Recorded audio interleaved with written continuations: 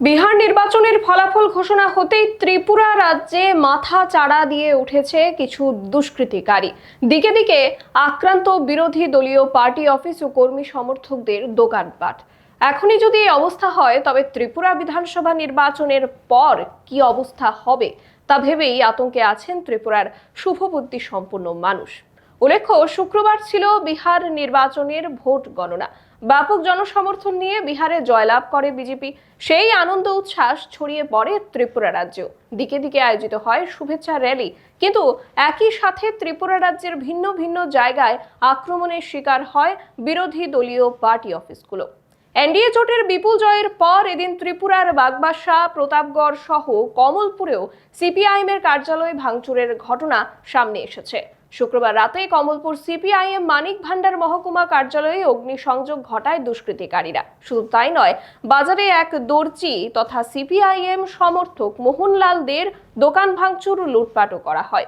এই ঘটনার নেপথ্যে বিজেপি আশ্রিত দুষ্কৃতিকারীরা রয়েছে বলেই অভিযোগ করছে বামেরা।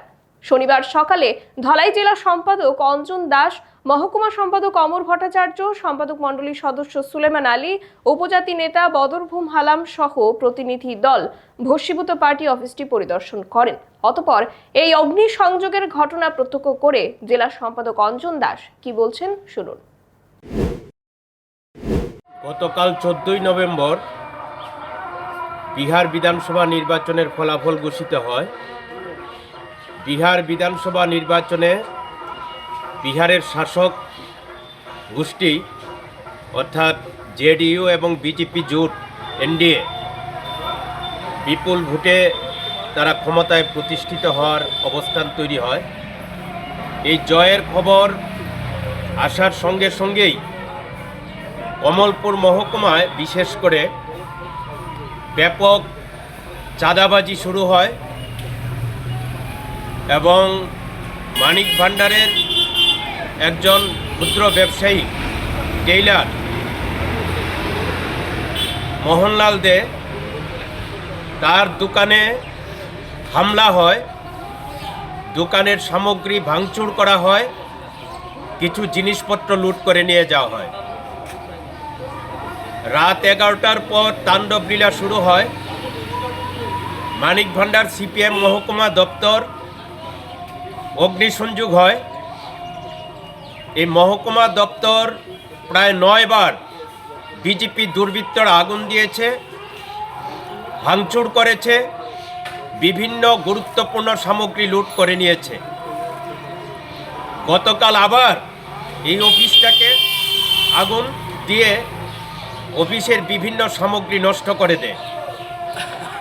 এই অফিসটাকে জনগণের সহযোগিতায় কিছুটা মেরামত করে আমরা আবার কাজ শুরু করেছিলাম। তেমনি হালহালি সিপিআইএম অঞ্চল কমিটির অফিস, এই অফিসেও একাধিকবার অগ্নিসংযোগ আক্রমণ সংঘটিত হয়েছে। জনগণের কাছ থেকে অর্থ সংগ্রহ করে এই অফিস মেরামত করে আবার রাজনৈতিক সাংগঠনিক কাজ এই অফিসকে ভিত্তি করে শুরু হয়। গতকাল এই অফিসে বিজেপি দুর্বৃত্তরা প্রবেশ করে অগ্নিসংযোগ করেন, চেয়ার টেবিল সহ বিভিন্ন সামগ্রী লুট করে নিয়ে যায় এবং ব্যাপক ক্ষতি হয়। আমরা এই ঘটনার তীব্র নিন্দা ধিক্কার জানাই। সিপিআইএম পার্টি জনগণের পার্টি, জনগণের কাছ থেকে অর্থ সংগ্রহ করে পার্টি অফিস তৈরি হয়, পার্টির প্রতিটা সামগ্রী ক্রয় করা হয় বা নির্মাণ করা হয়। এই যে ক্ষতি, এটা জনগণের উপর আঘাত। সিপিআইএম দুর্নীতির টাকা স্পর্শ করে না, কর্পোরেটের টাকা স্পর্শ করে না, ইলেকট্রাল বন্ডের টাকা স্পর্শ করে না। জনগণের পার্টি জনগণের কাছ থেকে অর্থ সংগ্রহ করে পার্টির সমগ্র সামগ্রিক রাজনৈতিক সাংগঠনিক কর্মসূচি পরিচালনা করে থাকে। এই আক্রমণ অবশ্যই অত্যন্ত নিন্দনীয় এবং ধিক্কার জানাই। আমরা জনগণের কাছে আবেদন জানাবো, ত্রিপুরায় 7.5 বছরের বিজেপি জোট সরকার পরিচালিত হচ্ছে, গণতন্ত্র আক্রান্ত, স্বাভাবিক কাজকর্ম করা যায় না, কোনো ন্যায্য দাবির ভিত্তিতে আন্দোলন করতে গেলে আক্রান্ত হয়, রক্তাক্ত হয়, শহীদের মৃত্যুবরণ করেন। কাজেই গণতন্ত্র পুনরুদ্ধারের সংগ্রামে গোটা ত্রিপুরার মানুষ প্রস্তুত হচ্ছেন। আমাদের আবার প্রস্তুত হতে হবে, আরও শক্তিশালী হতে হবে। জনগণ গণতন্ত্র পুনরুদ্ধারের যে সংগ্রাম তাকে শক্তিশালী করবার জন্যে এগিয়ে আসবেন এবং এই বিজেপির এই দুর্বৃত্তাপনা, তাদের যে ধ্বংসলীলা, অল্প কিছু মানুষ ভালো আছেন আর বৃহৎ অংশের মানুষ অস্বাভাবিক মূল্যবৃদ্ধি, বেকারি, দারিদ্রতায় ত্রিপুরা ভরপুর হয়ে যাচ্ছে। তার মধ্যে সাম্প্রদায়িক বিভাজনের খেলা করে রাজ্যে সবসময় একটা অস্থিরতার পরিবেশ তৈরি করতে চায়। তাই রাজ্যের শান্তি, সম্প্রীতি এবং উন্নয়নের প্রশ্নে, গণতন্ত্র পুনরুদ্ধারের প্রশ্নে আমাদের লাল ঝান্ডার লড়াইয়ের পাশে জনগণ যেন আরও সক্রিয়ভাবে ভূমিকা গ্রহণ করেন, আমরা মানুষের কাছে আবেদন জানাচ্ছি। পাশাপাশি আরক্ষা প্রশাসনের কাছে দাবি জানাচ্ছি, আরক্ষা প্রশাসন যেন একটু মেরুদণ্ড সোজা করে থাকেন। আরক্ষা প্রশাসনের চোখের সামনে অনেক ঘটনা ঘটছে, প্রকাশ্যে দুর্বৃত্তরা যা খুশি তা করছে, যা বিগত ৩৫ বছরের বামফ্রন্ট সরকারের জামানায় কেউ আঙ্গুল দিয়ে এই বর্বর কাজ হয়েছে বলে দাবি করতে পারবে না। অভিযোগ অনেকভাবেই তোলা যায়, মিথ্যা অভিযোগ, জনগণ বুঝেন কোনটা সত্য কোনটা মিথ্যা।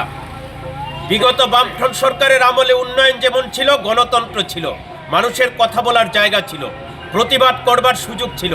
আজকে ত্রিপুরা সব কিছু ধ্বংস করে দিয়েছে। তাই ধ্বংসের হাত থেকে ত্রিপুরাকে রক্ষা করবার জন্যে শান্তিকামী, উন্নয়নকামী মানুষ এগিয়ে আসুন।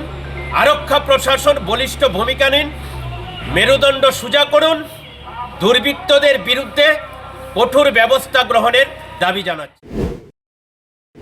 তিনি অভিযোগ করেছেন যে বিহারের নির্বাচনী ফলাফলের খবর প্রকাশের পরপরই কমলপুর মানিক ভান্ডার বাজারে প্রথমেই একাংশ দুষ্কৃতী চাঁদাবাজি শুরু করে দেয় আনন্দ উল্লাস করার জন্য।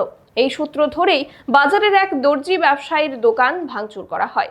রাত প্রায় 10টার পর থেকেই মানিক ভান্ডার বাজার সহ কমলপুরের বিভিন্ন এলাকায় দুর্বৃত্তরা তাণ্ডব চালাতে শুরু করে দেয়। তার মধ্যে অন্যতম ঘটনা মানিক ভান্ডার সিপিআইএম মহকুমা অফিস ভাঙচুরের ঘটনা।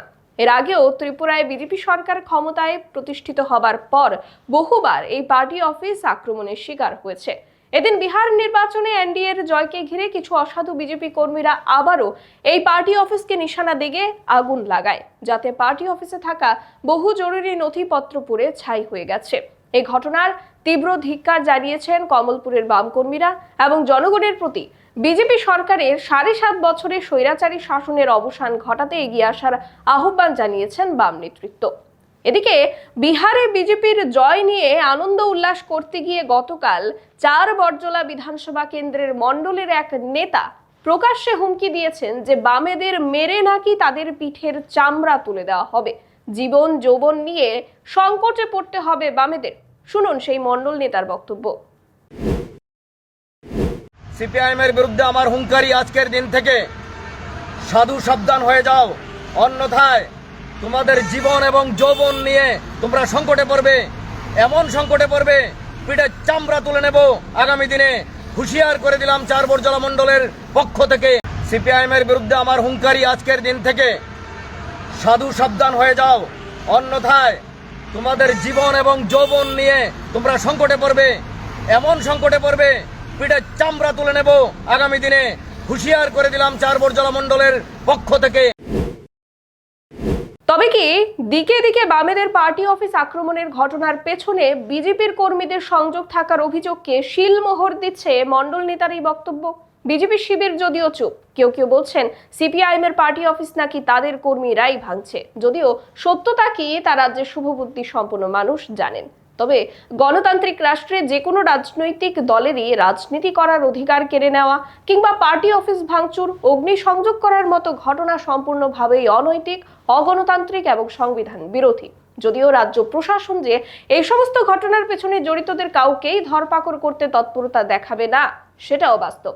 বিহার নির্বাচনের ফলাফল দেখার পরেই যদি রাজ্যে এই অবস্থা হয়, তবে আগামী দিনে পশ্চিমবঙ্গে, আসাম রাজ্যে নির্বাচন রয়েছে এবং উল্লেখযোগ্য বিষয় 2028-এ রয়েছে ত্রিপুরার বিধানসভা নির্বাচন।